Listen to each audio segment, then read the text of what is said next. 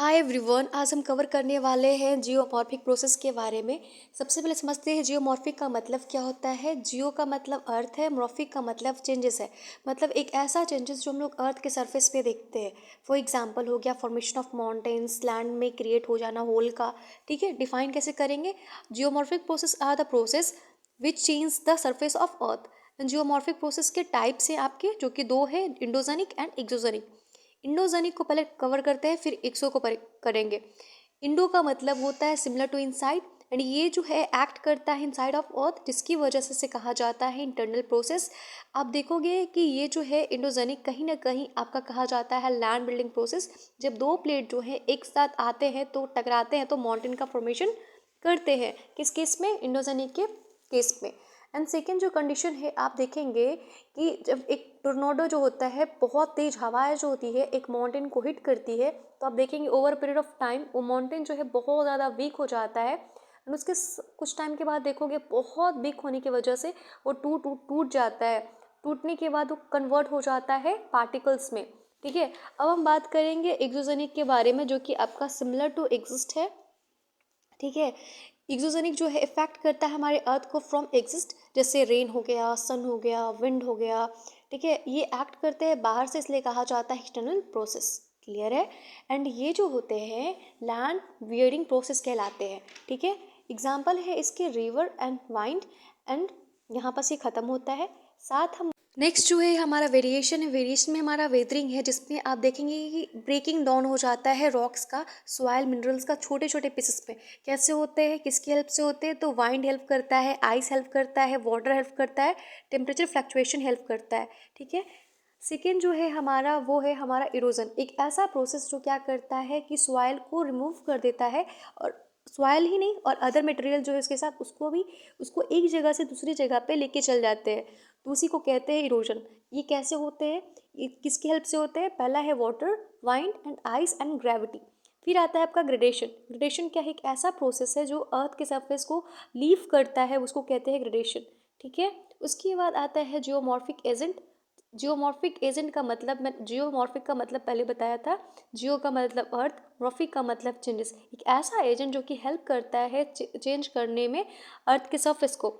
वो कौन से है आपके? वाइंड है, वाटर है, एयर है, ग्लेशियर है। ठीक है, नेक्स्ट जो है हमारा वो है role of gravity gradient in geomorphic process. ठीक है, it is a type of force जो कि हमें टाइज अप करके रखता है लैंड के साथ। मतलब एक ऐसा फोर्स जो कि हमें क्या करता है, लैंड के साथ, लैंड पे रहने में हेल्प करता है। क्लियरली समझा जाए तो। ठीक है, एंड क्वेश्चन है हमारा कि ये जो पार्टिकल्स आप स्क्रीन पे देख रहे हो क्यों नहीं मूव कर रहे?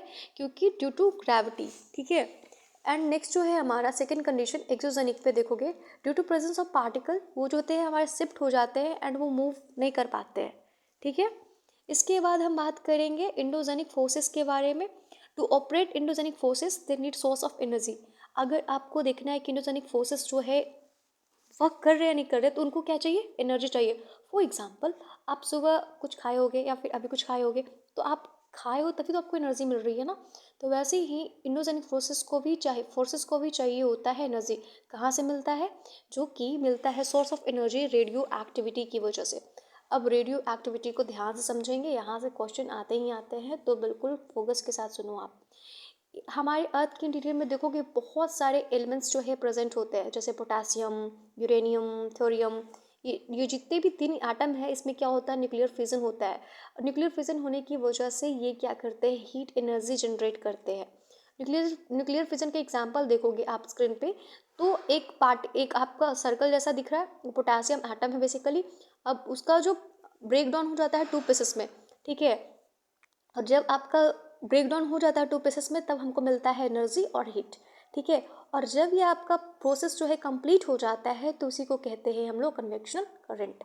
ठीक है, who gave convectional current theory? किसने दिया था? तो ऑर्थर होम्स ने दिया था 1930 में।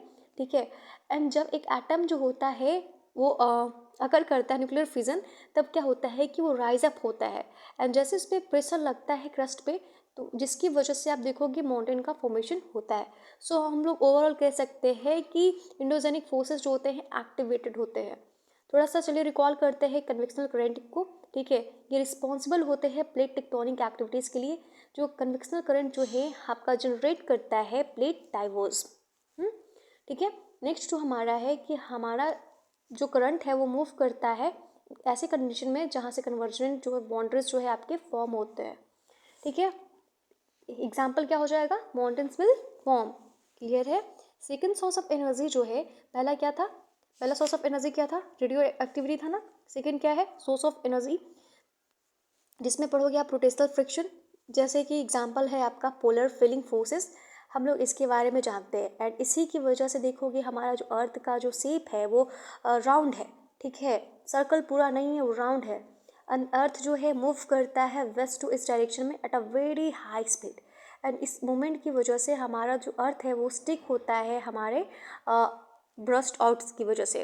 एंड ये वेस्ट इस डायरेक्शन की वजह से हमारा जो अर्थ है, इंटीरियर ऑफ मटेरियल जो है हमारे अर्थ का, वो मूव करता है नियर क्रस्ट। ठीक है।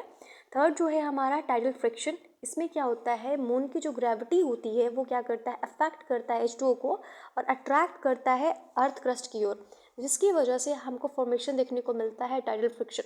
ठीक है। एंड एविडेंस जो हमें इसके बारे में बताता है वो lower tide and high tide जो कि आपका जनरेट होता है। थोड़ा सा और रिकॉल करेंगे चैप्टर 4 को, कॉन्टिनेंटल ड्रिफ्ट थ्योरी के बारे में, किनके द्वारा दिया गया था, हाँ, Alfred Wegener. I hope so आपको ये याद होगा। ठीक है। इन्होंने क्या बोला था, polar feeling force and tidal force जो है एक्ट करता है लॉन्ग पीरियड ऑफ टाइम। जब अल्फ्रेड वेगनार ने इसको कहा था तो वो थे आपका टाइडल और पोलर फीलिंग।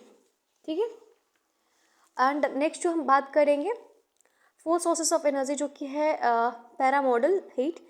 इसका मतलब है हमारा जो अर्थ का जो इनिशियल स्टेज था वो पहले फायर बॉल था। आपको पता है अर्थ जो है हमारा एक गोला था आग का, उसके बाद वो धीरे धीरे क्या हुआ, कंडेंस होना, ठंडा होना शुरू हो गया।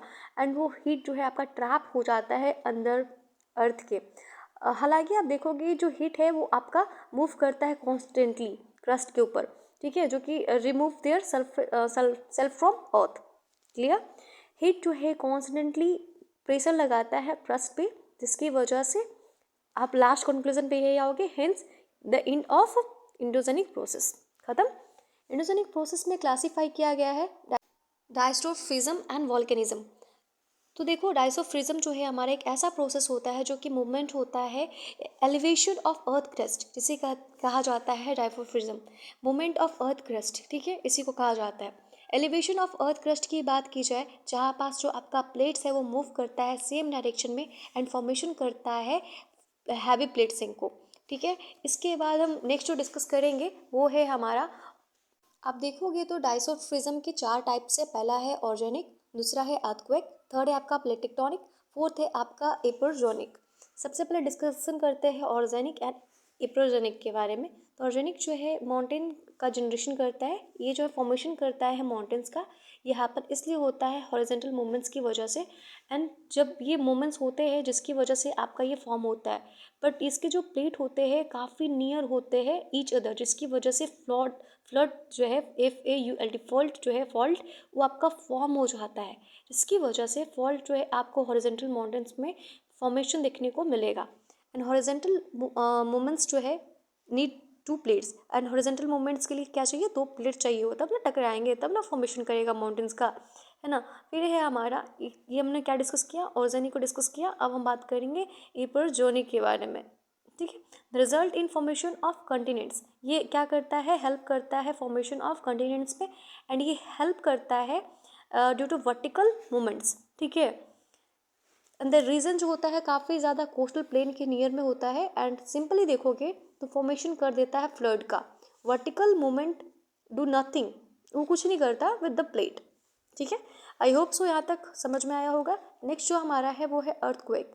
अर्थक्वेक है जनरली आप देखोगे वहाँ पास अकर करता है जहाँ पास आपका फॉल्ट जो होता है वो आपका प्रेजेंट होता है, क्योंकि फॉल्ट जो है बाबू वो आपका वीक पॉइंट होता है अर्थ के इनसाइड पे। एंड सबसे पहली बात जो मोस्टली फॉल्ट आपको देखने को मिलेगा वो 2 प्लेट्स के अंदर, जो कि है आपका कन्वर्जेंट। ठीक है। उसके बाद हम बात करेंगे व्हाट इज़ फोकस। फोकस क्या है, एक ऐसा पॉइंट जहाँ पास जो एनर्जी है आपका रिलीज होता है। एपिसेंटर क्या है, एक शॉर्टेस्ट डिस्टेंस है हमारा फोकस एंड अर्थ सरफेस के बीच में। ठीक है। सिस्मोग्राफ के बारे में पूछा जा रहा है, और पूछा जाएगा भी एग्जाम में क्या होता है, तो क्या बोलो, एक ऐसा इंस्ट्रूमेंट जो कि मेजर करता है सिस्मिक वेव को, सॉरी। इसके टू टाइप्स है आपके P wave and S wave, जो कि वर्किंग ऑन सिस्मोग्राफ को देखोगे तो हमारा स्ट्रेट लाइन में दिखेगा, and when earthquake is not a straight line तो हमारा कैसा दिखने को मिलेगा, आपको स्केल पे इस टाइप से दिखने को मिलेगा। अर्थक्वेक का मतलब क्या होता है कि shaking of the ground is called earthquake.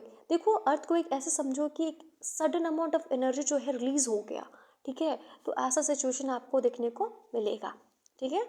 Types of earthquake की बात करते हैं, जो कि हमारा है टेक्टोनिक अर्थक्वेक है। जब दो प्लेट हॉरिजेंटली मूव करते हैं टू ईच अदर, तो क्या होता है, जो फॉल्ट रीजन जो होता है, बहुत सारा एनर्जी रिलीज होता है, जिसकी वजह से आपको अर्थक्वेक दिखने को मिलेगा। सेकेंड जो रीजन है हमारा वोल्केनिक अर्थक्वेक है, जिसको डिस्कस करेंगे। क्यों फॉर्म होता है, form due to volcanic eruption की वजह से। थर्ड जो है हमारा कोलैप्स अर्थक्वेक। हमको पता है कि अर्थ के इंटीरियर पे बहुत सारे मिनरल्स प्रेजेंट होते हैं, जब ह्यूमन जो है माइनिंग्स करना शुरू करते हैं, जिसकी वजह से कोलैप्स अर्थक्वेक दिखने को मिलेगा। फोर्थ जो है एक्सप्लोजन अर्थक्वेक। एक्सप्लोजन का जो वर्ड है, जिसका मतलब होता है एक्सप्लोटिव मटेरियल, ये जो जनरली हमको देखने को मिला है कब, नागासाकी इन हिरोशिमा में, जब आपका वर्ल्ड वार सेकेंड हुआ था। कब हुआ था, 1939 टू 1945, ठीक है। फिफ्थ जो है रिजर्वायर इंड्यूस्ड अर्थक्वेक। इस वाले अर्थक्वेक में क्या होता है बेसिकली, यह ज़्यादातर होता है जहाँ पास आपके डैम्स कंस्ट्रक्टेड होते हैं, वहीं पास ये होता है, ठीक है। आई होप सो यहाँ तक सब कुछ क्लियर होगा। एंड हम नेक्स्ट जो बात करेंगे, हम कैसे मेज़र करते हैं अर्थक्वेक को। तो पहला है आपका मैग्नीट्यूड, दूसरा है आपका इंटेंसिटी। सबसे पहले बात करते हैं मैग्नीट्यूड के बारे में, जो कि मेज़र करता है रिलीज ऑफ एनर्जी, कितनी सारी जो एनर्जी जो है रिलीज हुई है, एंड ये रिचर स्केल पे मेज़र किया जाता है 0 to 10, ठीक है। एंड साथ ही साथ इंटेंसिटी की बात की जाए तो ये मेज़र करता है destruction cause due to earthquake, कितना ज़्यादा डिस्ट्रक्शन कॉज हुआ है अर्थक्वेक की वजह से उसको। एंड इसको मैक्सकली स्केल पे मेज़र करते हैं, जिसपे नंबरिंग जो होती है 1 to 12 की नंबरिंग होती है, ठीक है। एंड इसके बाद हम बात करेंगे इफेक्ट ऑफ अर्थक्वेक। इससे जब अर्थक्वेक आता है तो आप देखोगे सबसे पहली बात कि जो हमारा लाइफ स्टाइल है, जो हमारा लाइफहुड है, वो सबसे पहले डिस्ट्रॉय होता है, ख़त्म हो जाता है। लेकिन पहला जो रीजन दिया है बुक में वो है ग्राउंड सेकिंग, ठीक है। एंड सेकेंड जो है हमारा डिफरेंशियल ग्राउंड सेटलमेंट है। थर्ड जो है हमारा लैंडस्लाइड है। फोर्थ हमारा लिक्विफिकेशन है। फोर्थ हमारा फिफ्थ जो हमारा फ्लड फ्रॉम डैम है। सिक्स जो हमारा है breaking of levee, LEVEE। Seven जो है हमारा स्ट्रक्चरल कोलैप्स। एट जो है सेवन जो है हमारा सुनामी है, ठीक है। एंड इसी के साथ हमारा ये जो चैप्टर है वो ख़त्म हो जाता है। लेकिन अगर पसंद आए हो तो आप लाइक कर सकते हैं, शेयर कर सकते हैं, सब्सक्राइब कर सकते हैं, और ऐसे वीडियोज़ के लिए have a good day, have a nice day. आप अपना ध्यान रखें।